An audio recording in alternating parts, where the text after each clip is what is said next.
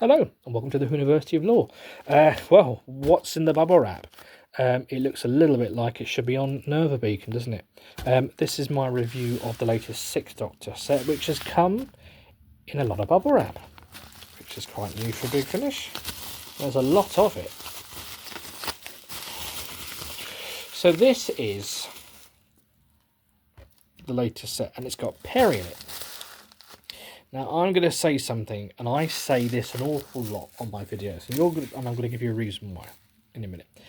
I wasn't massively excited by this box set because the Sixth Doctor, I love the Sixth Doctor. I absolutely love the Sixth Doctor. But season 22 is not one of my favourite series of Doctor Who. And obviously that's the main season with him and Peri. Now obviously this is a bit different because this is picking up with Peri post Trial of a Time Lord. Is that better if I do that? That's better, isn't it? So it's not set within season 22, but I think it just reminds me of having this pairing of that season. Now, of course, we've got the great script writer Nev Fountain involved with this set, which we'll come to in a minute.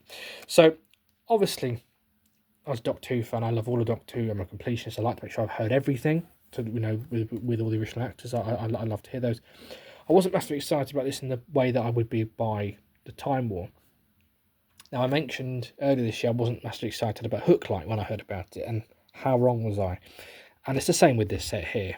So I'm sure you hear me say it a lot, and you probably wonder why I still get them. I love Doctor Who. And when I wasn't massively excited, the thing with Big Finish is that, and I think this is a Colin Baker quote, they're all solid. There's no bad Big Finish sets. And the thing with Doctor Who is that you need those solid bread and butter Doctor Who stories, the ones that don't grab you. The stories like, I'm trying to think of an example, The Unquiet Dead or The End of the World. These are solid Doctor Who stories, but they're not the finales, they're not the openers, they're not the big game-changing episodes. But you couldn't have a Doctor Who unless it was mainly these staple episodes. And a lot of Big Finish box sets have to be that way for the exciting ones to really hit you, like a lot of the 8th Doctor Time War stuff really grabs me. So they're not, nothing is bad, they're solid. They're good, solid Doctor Who stories. But every now and then something grabs you. The second story in particular in this set grabbed me. There will be spoilers in this review. So we've got the Sixth Doctor and Peri. This is from the first story here. We have got Peri and we're on board a pirate ship. And then we have got the second story here, which is the Sixth Doctor in a school. The TARDIS is based there, and some little references to previous Doctors, the Fifth Doctor, the Fourth Doctor, etc. Sixth Doctor on the spine. This is the 8th set of this new, I say new range, been around for a couple of years now. There's the blurb. It's got 2 stories, and I'll go through them both now. So the first story is a pirate story, and I'm not a massive fan of pirates. So, for example, I'm not massively keen on The Curse of the Black Spot. That's Matt Smith's story, isn't it? I'm sure that's what it's called. Not a massive fan of Doctor and the Pirates, even though I love Bill Oddie and I like the music in it.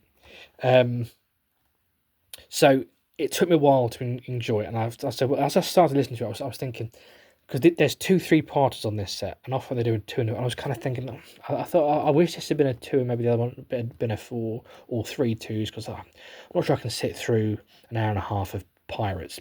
They've just never grabbed me. But what I liked about it was once it gets warmed up into kind of the second and into the finale episode, it feels more like Doctor Who. There's more of a Doctor Who spin, but obviously they have to set the scene and get you to know the characters. And I did learn a fair bit about an area.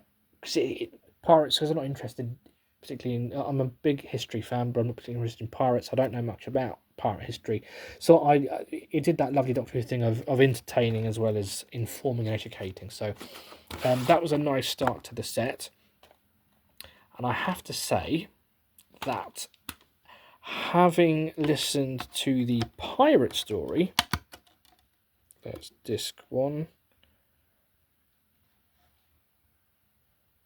There's the, oh, I love that. which is the first 2 parts, the pirate story. And then we're going to disc 2 in a second. Got the booklet here.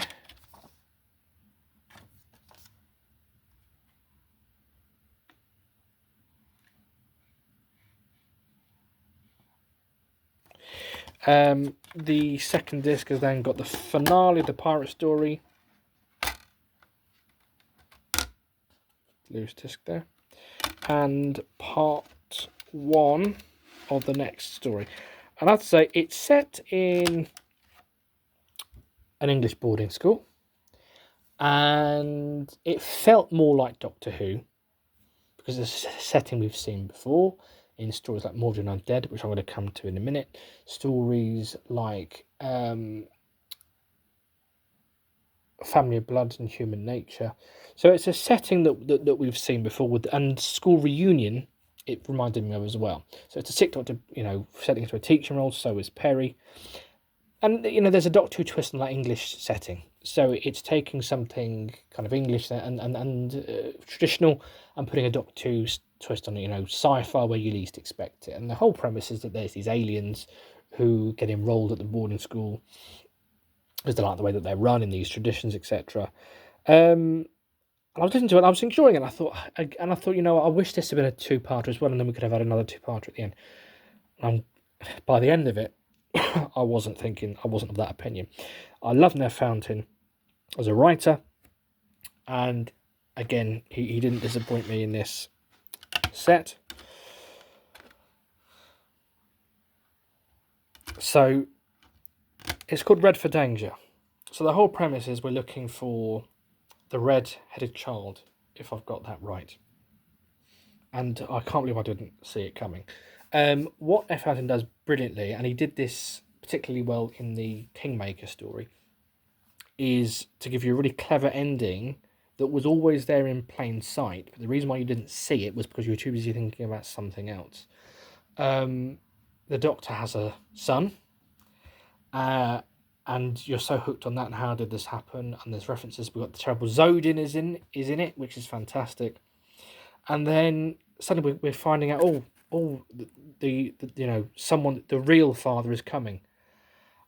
Well, who's it going to be? Is it going to be? Is it the Master? Is it the right? Who's coming back? Because they make a big thing about it, and it turns out it's someone the Doctor defeated, who has now become his #1 fan and is essentially cosplaying, with the celery and the jelly babies and all that kind of thing. So, it really builds and it takes you there, and you completely forget about the fact that we're still looking for this red-headed child. Now, a part of the story I should have mentioned is that all of the aliens have these chameleon fields on, so they look like human, they look different. And there's one character in particular who then reveals himself at the very literally in the last 2 minutes. And I mentioned Mordred Undead. We're talking about the red-headed child. It's Turlough. And if anyone follows this channel, you'd have noticed that I did a wonderful...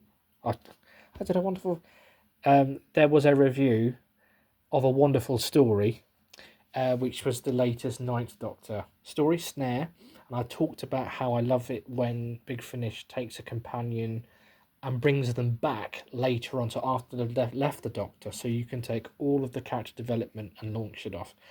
And bearing in mind, Turlough only left the story before the Sixth Doctor started. You think of them as different eras, but actually Mark Strickson only left 2 or 3 weeks before Colin Baker began, in terms of watching the telly. So that they are the same era, really, when Perry met. That they've both met Turlough. Sixth Doctor hasn't met him in this body, but he's met him as the Fifth Doctor, and Perry had her first adventure with Turlough. So what's great about this is we have... And I'm really excited about this range now, where this is going to go with Sixth Doctor, Perry and Turlough, 2 companions who we're taking everything we've learnt from all their TV adventures and we're moving it forward into this fantastic new board direction. Anything can happen. There's no reset button. Anything can happen. One of them could give themselves in a sacrifice. Anything could happen. They can sacrifice themselves to save the Doctor. Anything can happen now. And we're building in all that character development.